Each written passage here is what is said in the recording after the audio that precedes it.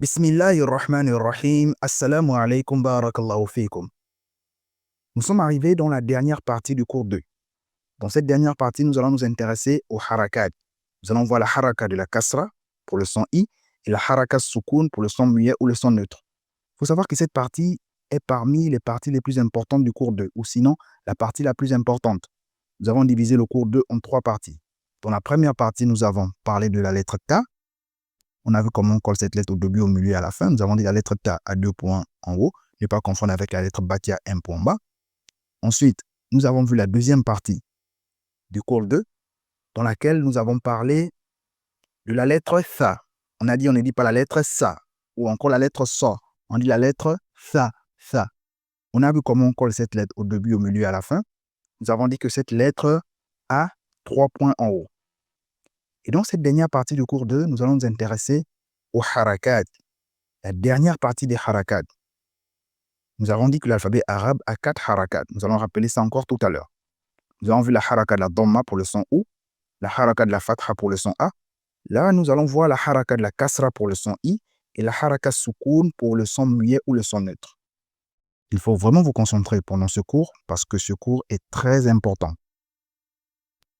Et si vous voulez nous soutenir, laissez-nous tout simplement un like, ça permet de soutenir la chaîne. Qu'Allah vous bénisse. Alors, nous avons le titre, les harakat. Nous avons dit lorsqu'il y a plusieurs voyelles, on dit les harakat. Lorsqu'il y a une seule voyelle, on dit la haraka. Nous allons nous intéresser à la haraka de la kasra. Voici la haraka de la kasra. C'est un petit trait qu'on va mettre en bas de la lettre. Ne pas confondre avec la haraka de la fatha qui est un trait qu'on va mettre en haut de la lettre. Un petit trait légèrement penché qu'on va mettre en haut de la lettre. La haraka de la kasra, c'est un petit trait qu'on va mettre en bas de la lettre. On rappelle un point important que vous connaissez déjà, à savoir, en langue arabe, il existe 4 harakats. Les harakats, ce sont les voyelles ou les accents. Elles permettent de donner un son à la lettre. Elles se situent soit au-dessus, en haut de la lettre, ou en dessous de la lettre, en bas de la lettre. Nous avons vu que la haraka de la dhamma était en haut, la haraka de la fatha était en haut, et par contre, vous allez constater que la haraka de la kasra est en bas. On met la haraka de la kasra en bas de la lettre. Nous allons rappeler à quoi sert la haraka de la kasra. Nous disons, la haraka de la kasra permet de donner le son i à la lettre.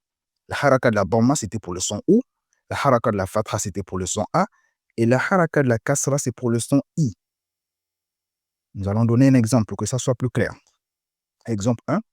Nous avons la lettre ta ici que nous avons étudiée dans la première partie du cours 2.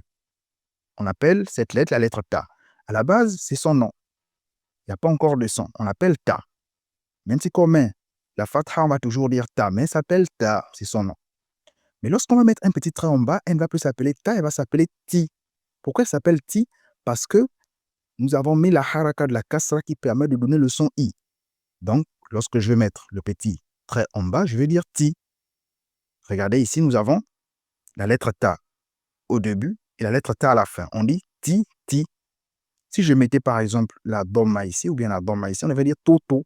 Si je mettais la fatha ici, on va dire tata. Mais vu que j'ai mis la kasra et la kasra, on va dire ti, ti. Regardez ici, nous avons ti, ti, ti. C'est simple. La haraka de la kasra, c'est très simple. Ne pas confondre avec la haraka de la fatha. En espérant que vous avez bien compris. Il faut prendre des notes. J'insiste toujours sur le fait de prendre des notes. Il faut avoir un cahier. Les cours sont généralement envoyés chaque lundi. Vous avez une semaine pour réviser.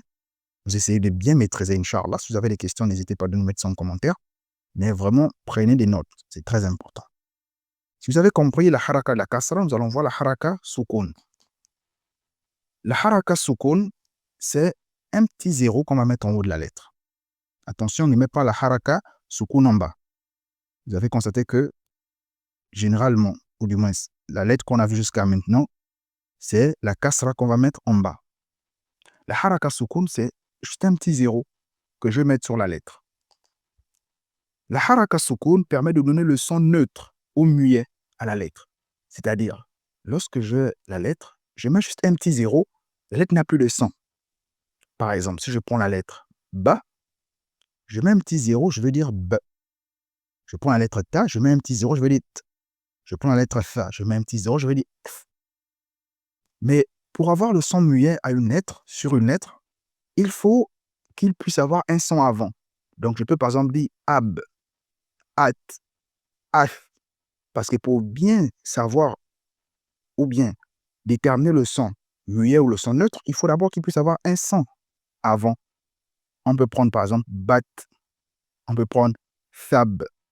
Il faut mettre une haraka sur une lettre avant et la deuxième haraka, vous mettez soukoun pour voir le son ou bien du moins pour écouter le son muet ou le son neutre. C'est la haraka soukoun. Nous allons voir un exemple. Regardez ici, je n'ai pas directement mis le soukoun. Je n'ai pas directement mis la lettre F avec le soukoun. J'ai mis un son avant. Parce qu'il faut avoir un son avant pour faire sortir le muet. Le muet ou le neutre ne peut pas venir s'il n'y a pas un son avant. Raison pour laquelle j'ai mis un son avant. Vous pouvez lire. Nous avons la lettre Ba qu'on a mis, la kasra. Donc on va dire bif. Bif. Nous avons la lettre Tha qu'on a mis, le soukoun. Donc je vais dire bif. Regardez, nous avons un deuxième exemple. J'ai envie d'avoir le son muet ou le son neutre avec la lettre Ba. Je ne vais pas dire B. Je mets d'abord un son avant. Donc je vais dire thab. Thab. C'est comme ça que ça marche. Nous avons la lettre Ta. On veut avoir le son muet ou le son neutre avec la lettre Ta. Je vais mettre une haraka sur une lettre avant. Nous avons choisi la lettre Tha. Donc, je vais dire thut, thut, thut. Je n'ai pas dit photo. Je n'ai pas dit foute. Te, c'est en français. Attention, ce n'est pas te. C'est thut. Te, c'est en français. Je ne veux pas dire foute. Non. Thut, thut. Nous avons dit, nous mettons un accent particulier sur les bonnes prononciations. Il ne faut pas dire foute. C'est thut, thut, thab, bif, bif. En espérant que vous avez bien compris la haraka soukoun et comment on l'utilise. Nous allons faire un dernier exemple où des mots en langue arabe, parce que thot, thab, bif, est-ce que ce sont des mots en langue arabe qui existent? Est-ce que vous connaissez les traductions de ces mots? Non. On va prendre des mots qui existent vraiment en langue arabe. Vous allez voir comment les harakats vont se manifester. Nous avons le mot bismi. Regardez, nous avons la lettre ba qu'on a mis la kasra. Donc, on va dire bi. Bismi. Vous voyez? Si on avait déjà étudié toutes les lettres, vous devez lire simplement. Donc, ici, on dit bismi. Regardez, sur la lettre sin, on a mis soukoun. Donc, on dit bis, bis. Et sur la lettre mim, qu'on va étudier plus tard, on a mis la kasra. Donc, je peux dire déjà bismi, bismi. Vous voyez, c'est comme ça qu'on lit. Regardez ici, nous avons la lettre ta, qu'on a mis la kasra. Donc, je peux dire ti. Et ici, nous avons la fatha, on a tiré avec la lettre alif. On a mis la lettre lam, mais on a tiré avec la lettre alif. Donc, tilawa, ilawa. Bismi, c'est au nom d'eux. Bismillah, au nom d'Allah. Tilawa, parler de la lecture. Regardez ici, nous avons la lettre ba, qu'on a mis la fatha. Nous avons la lettre aïn, qu'on va étudier plus tard, qu'on a mis la fatha. Donc, on dit ba'a. Et sur la lettre tha, on a mis soukoun. Donc, je peux dire ba'ath, ba'ath. Et ensuite, nous avons une lettre ici qu'on a tirée avec la lettre alif, la lettre nun.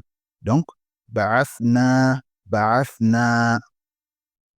Nous avons la lettre ta qu'on a mis la fatha et la lettre ba qu'on a mis la shadda, le petit 3 endormi pour venir insister, pour venir doubler sur la lettre. Et la lettre ta qu'on a mis soukoun. Donc, je peux dire tabbat, tabbat, tabbat. Vous voyez, c'est comme ça qu'on lit. Nous avons la lettre mim qu'on a mis la kasra, donc je dis mi. La lettre tha qu'on a mis soukoun, donc mith, mith. La lettre lam veut dire mithl, mithl. Pour dire semblable, ressemblance. Ensuite, nous avons le mot bint. Vous voyez la lettre ba, ici, on a mis la kasra. La lettre nun qu'on a mis soukoun, donc je dis bin, bin. Ensuite, la lettre ta, donc bint, bint. Bint, c'est la fille, bint. Nous avons la lettre ta qu'on a mis la kasra. Nous avons la lettre lam qu'on a mis soukoun, donc je dis tilde. Ensuite, nous avons la lettre mim qu'on a tiré avec, on a tiré la kasra avec le ya. Pour tirer la kasra, c'est avec le ya. On va étudier ça plus tard, Inch'Allah. La fatra, c'est avec alif. La kasra, c'est avec le ya. Pour tirer le son i. Donc, tilmid, tilmid. Et ensuite, nous avons fitna. Tilmid, c'est un élève. Fitna, que vous connaissez. Pas la tentation. Quand je dis non, ça c'est une fitna. C'est une fitna. Donc fitna, vous voyez ici, nous avons la lettre fa qu'on a mis la kasra. Donc on va lire fi. Et sur la lettre ta, nous avons sukun. Et nous avons la lettre nun qu'on a mis la fatha. Regardez, nous avons le ta ici pour exprimer le féminin. Donc on va dire fitna. Fitna. En espérant que vous avez bien compris avec les exemples, alhamdulillah, nous allons faire la lecture des mots, comme on a vu dans le premier cours.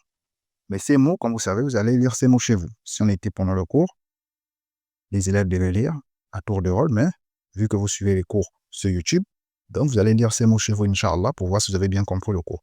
Vous allez constater que le tableau sera plus lent. Dans le premier cours, le tableau était court, parce qu'on n'avait pas assez de lettres. Là, vu qu'on avance dans les lettres, donc le tableau devient de plus en plus grand. Voici le tableau. Essayez de lire ces mots chez vous. Vous voyez, nous avons toutes les harakats que nous avons étudiées.